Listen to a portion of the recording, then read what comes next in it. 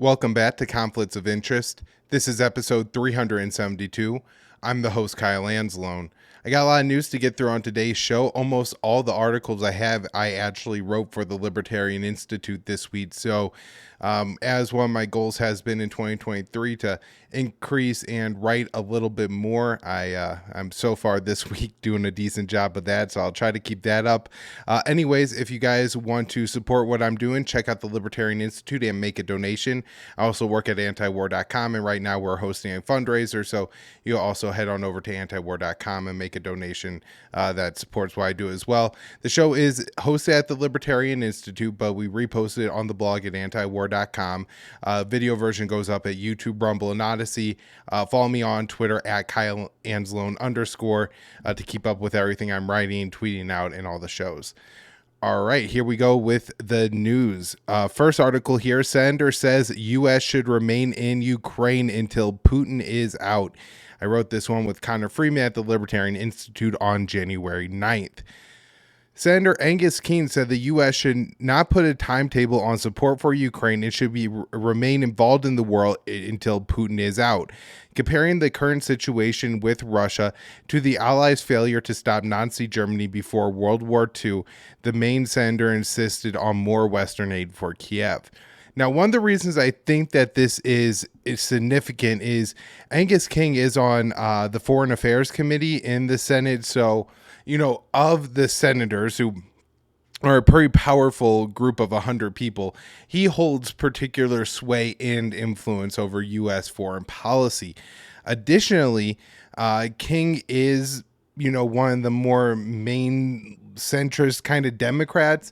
And so, we hear this from Lindsey Graham, who is just known as an uber hawk, as an ultra hawk. Angus King doesn't have that reputation. And, as I think that I really picked up through this virtual press conference where I listened to him talk about this for about a half hour, I think probably 25 minutes actually. He talked about something else at the end, and there are a couple other stories that were kind of things he talked about that are kind of irrelevant to a more national conversation on foreign policy. But at the same time, during this press conference, when you listen to him, his explanation of the situation honestly isn't a whole lot better than Kamala Harris's. He opens up by saying that he believes that going to Ukraine and seeing the situation will be worth more than reading like 100 or 1,000 articles or something absurd like that. When I think it's really disappointing if a senator has that idea, because I think a senator should assume that when he's going to a foreign country, he's being taken on, a tour by that country's government. It's a press event. Like, they're trying to sway him to vote to give billions of American taxpayer dollars to their country.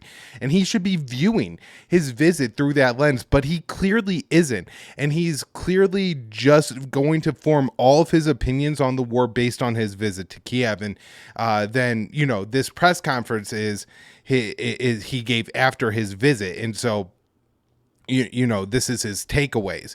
So he describes the battlefront in Ukraine to being the equivalent to the entire American East Coast from Maine to Florida, and then also the Gulf Coast from Florida over to Texas. Now, I think what he is kind of goofing up is I've heard a couple Ukrainian officials say, the battlefront, the battle line, and it's not clean, right? It's kind of jagged and everything.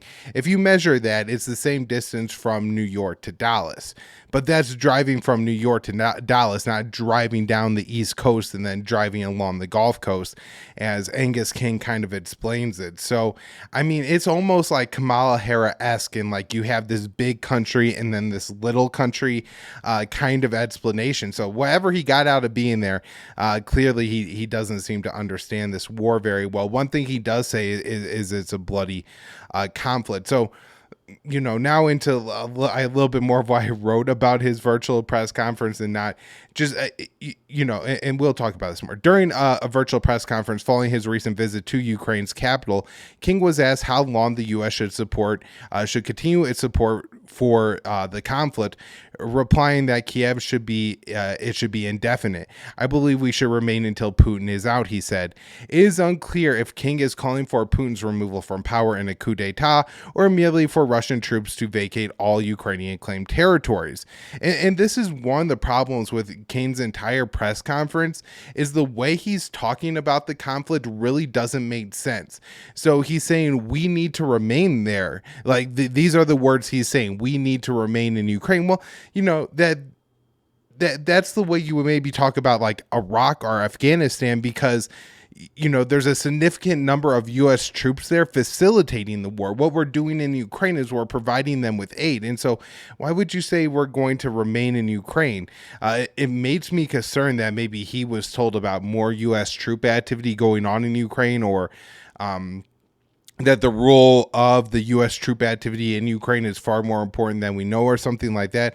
Or maybe really he just doesn't understand this war very well at all and is using the wrong words. And like what he says, until Putin is out, it would make sense to say until Russian troops are out. I mean, you should probably say of Ukraine, since you're a senator, be a little bit more specific, at least at some point in your presser. But he doesn't. He says until Putin is out. And so it just goes to show how little even these very powerful senators know about these situations, that they can't even talk about it in the way that the war is actually going on. Back to the article. Throughout the virtual presser, King referenced a historical need to prevail over Russia, saying nothing of the potential escalations to nuclear war between the world's largest atomic arsenals. The senator noted he often receives questions from constituents about the wisdom of U.S. involvement in the war, but went on to cite his own version of the Bush-era epitaph, "We fight them over there so we don't have to fight them over here." I get letters every now and then, people saying, "Why are we doing this? Ukraine's far away. It's not our fight." Well, it is our fight, because if we don't fight it now, it will spread, and it will become something that we can't avoid being involved in, just as it occurred in the late 1930s at the beginning of World War II. He went on to claim that Putin was not stopped in Ukraine. He would go on to conquer more of Europe, comparing the Russian leader to Adolf Hitler several times. King also suggested the U.S. could give additional aid to Ukraine, pointing to allies who are giving more when compared to their overall gross domestic product. And so this is Angus King. If you measure it in terms of GDP, we're between 5th and 10th in the world, and other countries are contributing actually larger shares of their GDP to the defense of Ukraine, he continued. Why? Because they recognize, as hopefully we will continue to recognize, that this really is a war for Western values. And this is maybe the craziest thing that he said throughout this entire presser, where he's really suggesting that the U.S. isn't giving enough aid, and it's already at $120 billion. So since the invasion kicked off last February, Congress has authorized nearly $120 billion in aid for Kiev, including more than $21 billion in direct military assistance and a series of other financial and humanitarian aid packages. King claimed American tax dollars are being well spent and accounted for, arguing the software they are using, working with Dolet and SAP, to track everything coming in, every spare part, every dollar. However, CNN has reported that U.S. arms sent to Ukraine quickly fall into a black hole, are nearly impossible to track. In October, Finland's national law enforcement agency warned that weapons being shipped to Ukraine are ending up in the hands of criminal gangs, while Nigerian President Mohamed Baroui warned, sorry, I definitely mispronounced that name, warned weeks later that the situation in the Sahel and the raging war in Ukraine serves as a major source of weapons and fighters to bolster the ranks of terrorists in the Lake Chad region. And this is the problem with just going to Ukraine, asking questions, and forming all of your opinions based on this, as King did. So he went, he talked to Zelensky, and Zelensky said, look at these spreadsheets. We know where every weapon is going to. But if he read the statements from U.S., I guess Finland isn't quite an ally yet, but a country that the U.S. has, already he's already voted to make an ally. Angus King has personally voted to make Finland an ally of the U.S.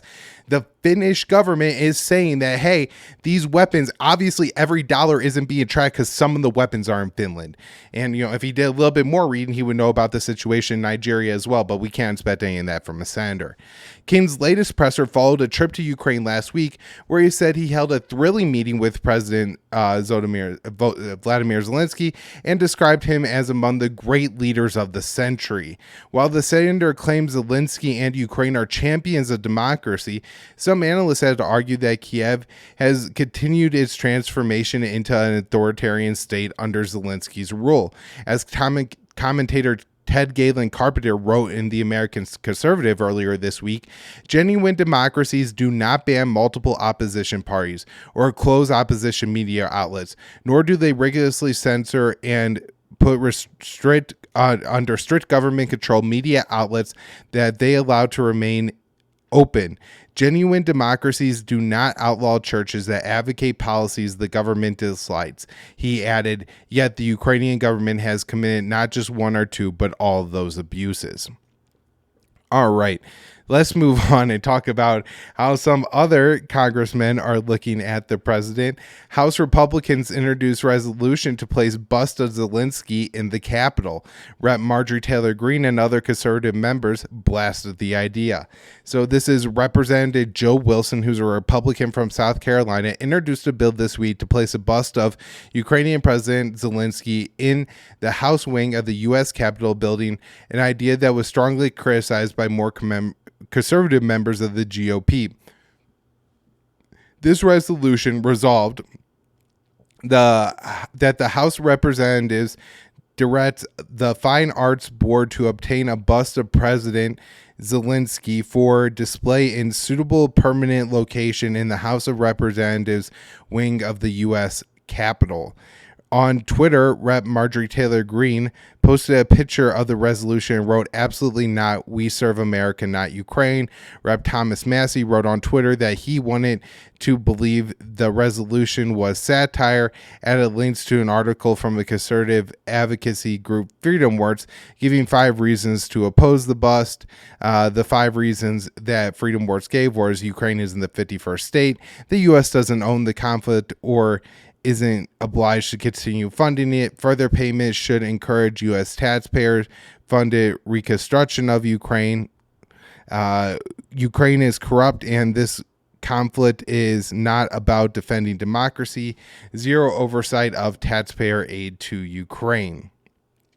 All right. Next article I have here is one I wrote for the Libertarian Institute on January 10th. Ukrainian ambassador, silly to pretend Kiev won't become a member of NATO. A Ukrainian official said it was logical for Kiev to become a member of the North Atlantic Treaty Organization and the European Union.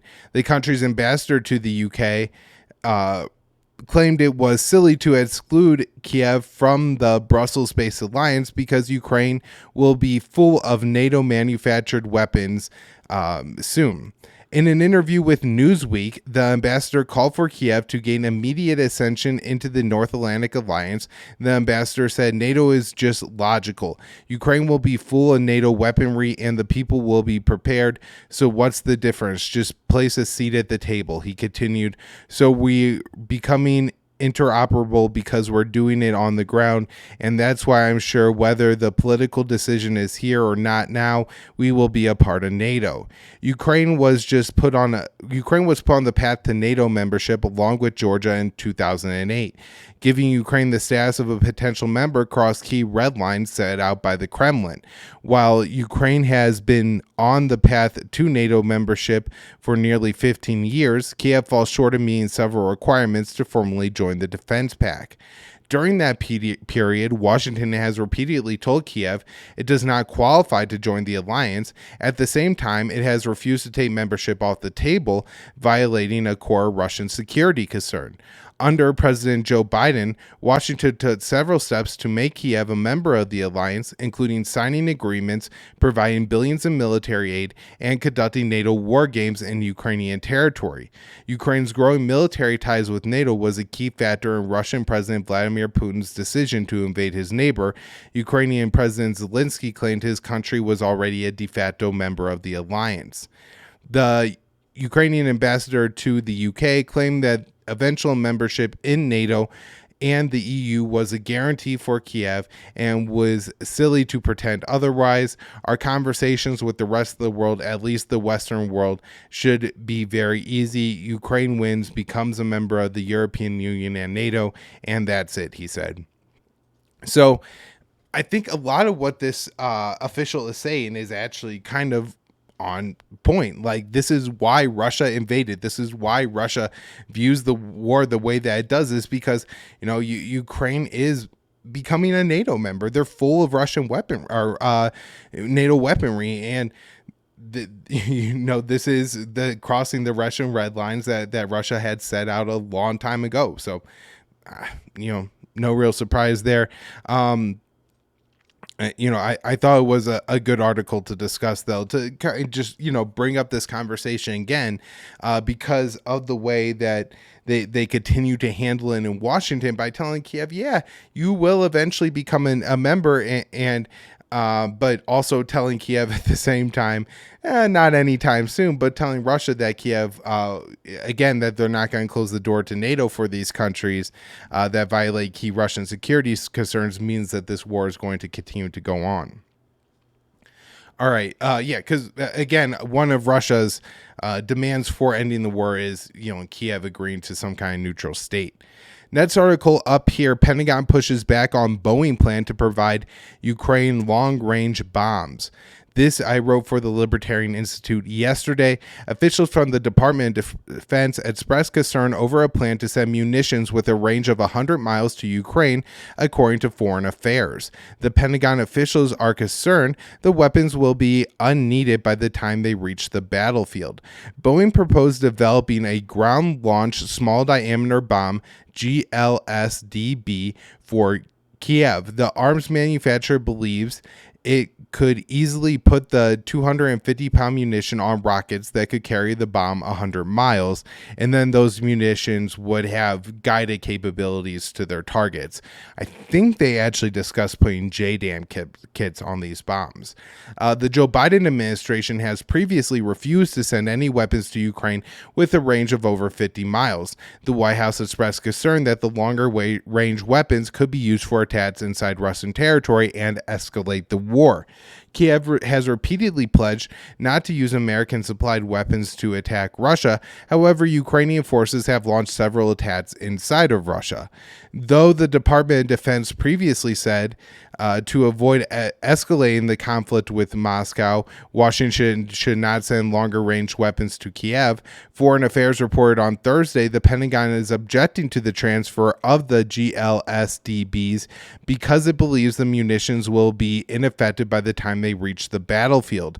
Analysts at the ultra-hawkish think tank Foundation for the Defense of Democracies estimate it will take 9 months before any of the Boeing-made bombs would arrive in Ukraine.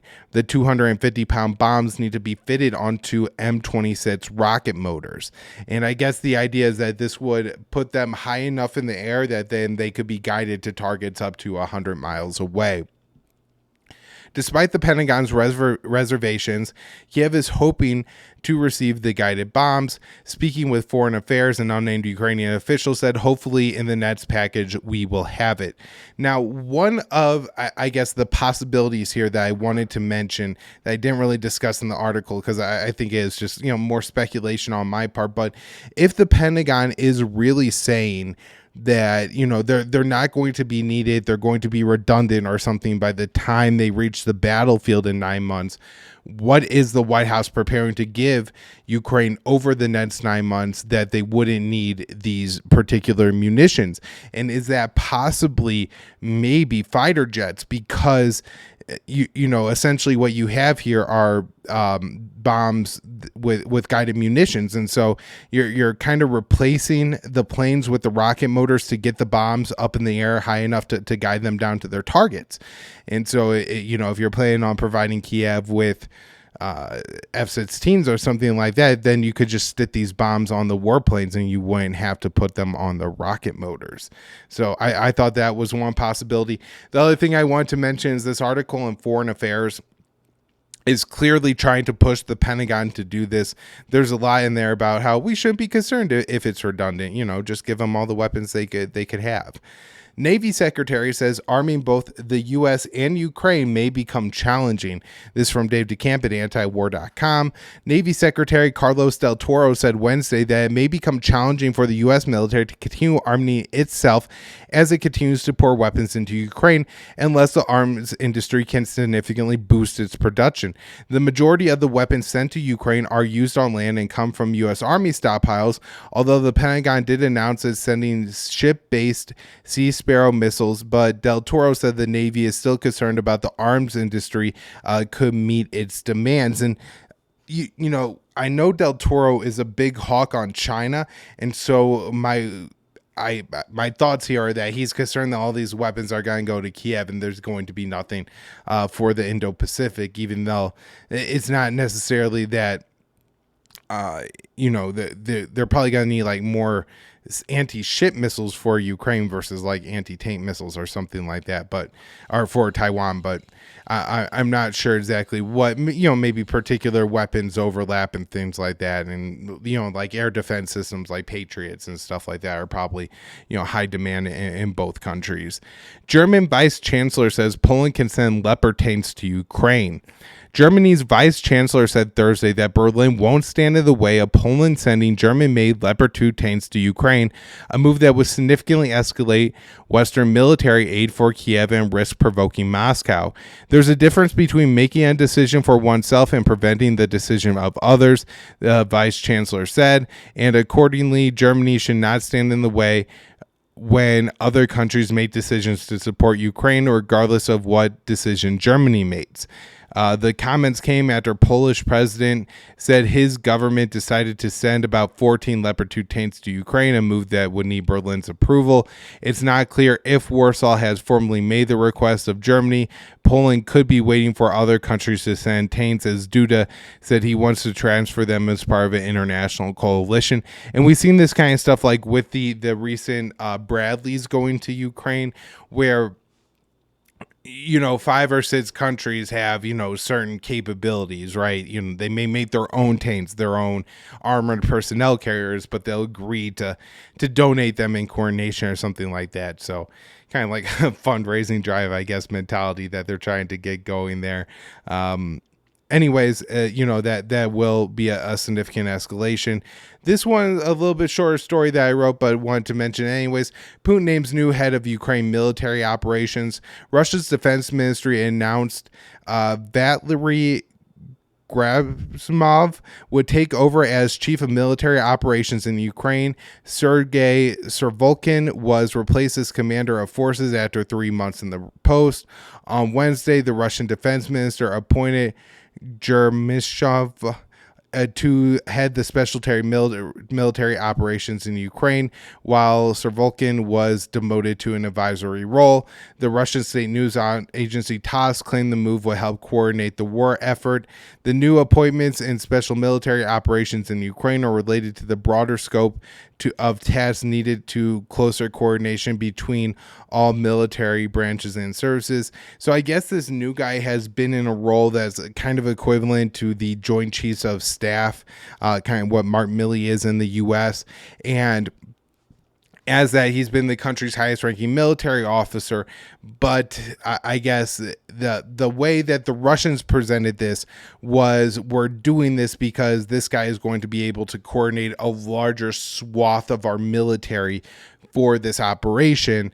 I guess it's interesting to note that after Survolkin took over commander of U.S. forces of Russian forces, in Ukraine in October, Russia was losing ground at that time. They probably stagnated and had a lot of places where there was really no territory being exchanged, although people were dying from October to January. And then in recent days the Russians have made some gains, although I'm not sure how significant those are yet. Maybe next week I'll have meaningful update on that. Next up, I wrote this on January 10th. NATO EU enhanced ties with eye on Russia, China. The North Atlantic Treaty Organization and the European Union announced a new cooperation pact on Tuesday. The chief of the EU said the agreement was made to counter threats from Russia and China. NATO Secretary General Jens Stoltenberg explained the pact will take the relationship between the two bodies to the next level. NATO and the EU share 21 common members. The US, UK, Canada, Iceland, Norway are members of NATO, but not the EU. Albania, Montenegro, North Macedonia, Turkey are members of NATO that have not joined the EU. Austria, Cyprus, Ireland, Malta, Finland, Sweden are members of the EU, but not NATO. I guess Ireland I have on. Oh no, that's Iceland. Sorry, that's Iceland is a member of of NATO, but not the EU. So Helsinki and Stockholm have applied to join NATO, but Sweden is struggling to overcome its differences with Turkey. Unless Ankara consents to Stockholm and Helsinki's joining the alliance, the two Nordic states will be denied entrance. At Tuesday's press conference, Stoltenberg claimed Sweden and Finland would join NATO and strengthen the alliance.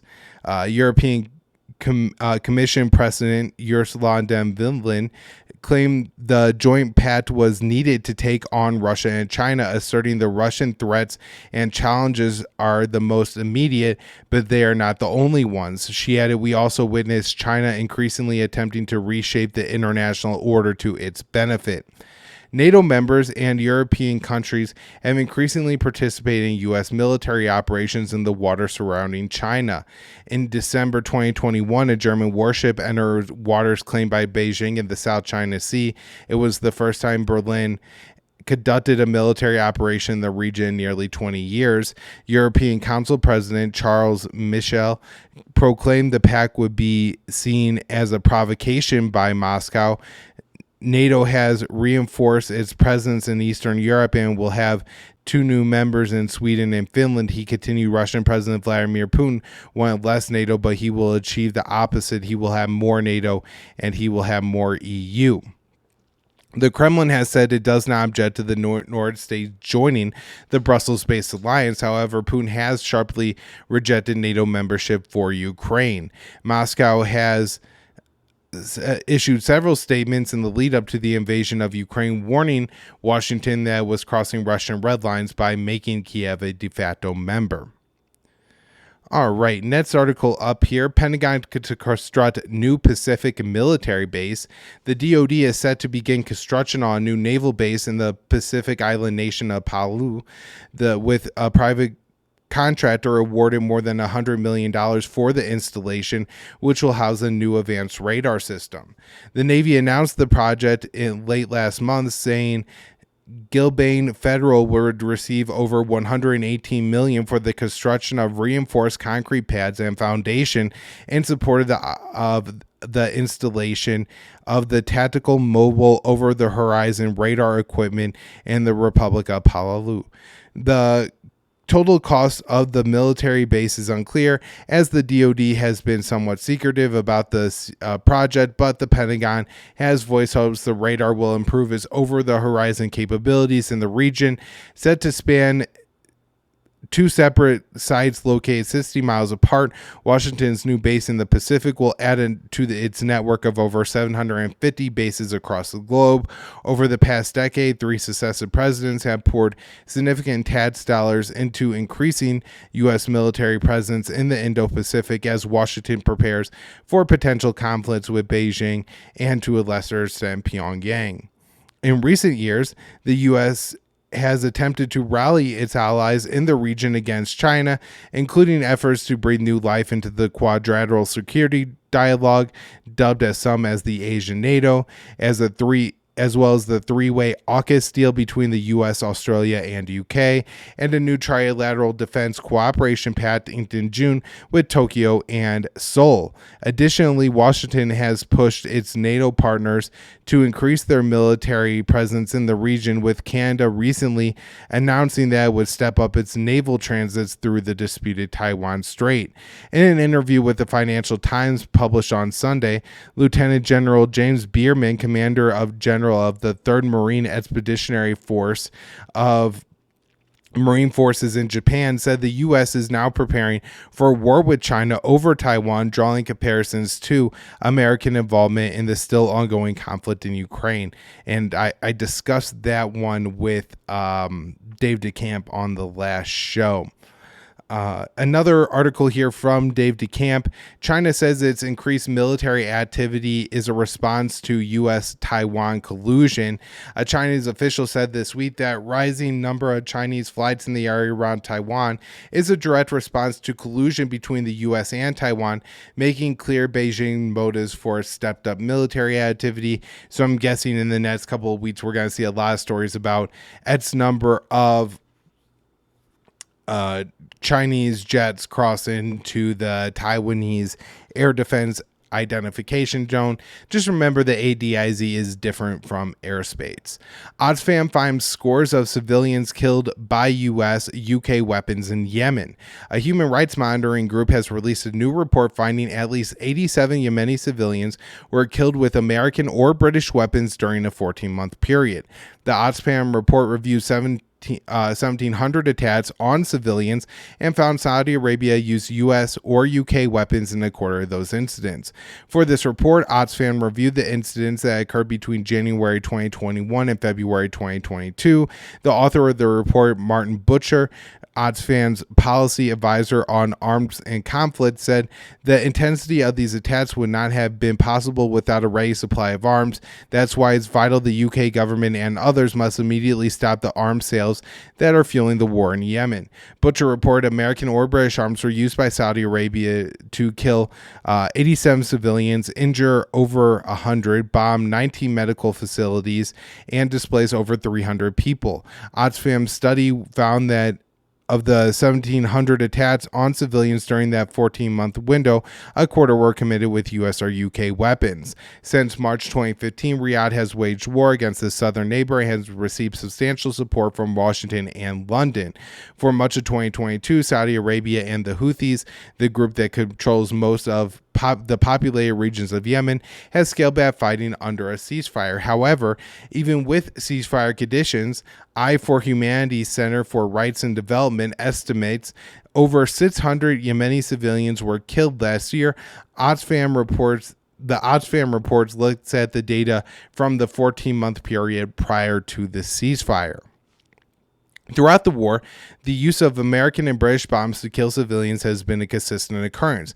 In August 2020, a Lockheed Martin-made bomb was used by Saudi Arabia to kill nearly 50 children traveling on a school bus. Tufts University, Martha Moody, released a report showing how Riyadh was intentionally targeting Sana's food infrastructure. At least 400,000 people have been killed during the 8-year war. The bloody nature of the war has not prevented 3 American presidents, Barack Obama, Donald Trump, and Joe Biden, from supporting Saudi Arabia's war in Yemen. Congress has made several efforts to pass war powers resolutions to force the White House to end support for Riyadh. President Trump used his veto powers to quash the bill. Under President Joe Biden, the White House exercised its political muscle to force Senator Bernie Sanders to abandon his legislation. All right, very last article here today, wrapping up the week. White House gives Somalia millions in weapons. This from June 10th. The U.S. announced a $9 million military assistance package to the Somali government based in Mogadishu. The Joe Biden administration hopes the Somali military will use the weapons against al-Shabaab.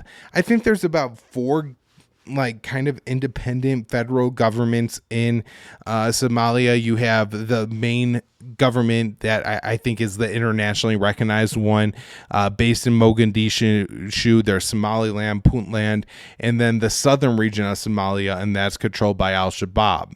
A statement by U.S. Africa Command on Sunday said the package includes heavy weapons and other equipment. Heavy weapons equipment include support in construction vehicles, explosive ordnance disposal kits, medical kits, and maintenance equipment for vehicles and weapons. AFRICOM explained the weapons are already in the hands of the Somali military. Most of the supplies are already on their way to the states to support SNA troops, the press release said. Somali Minister of Defense claimed Mogadishu was in desperate need of the weapons.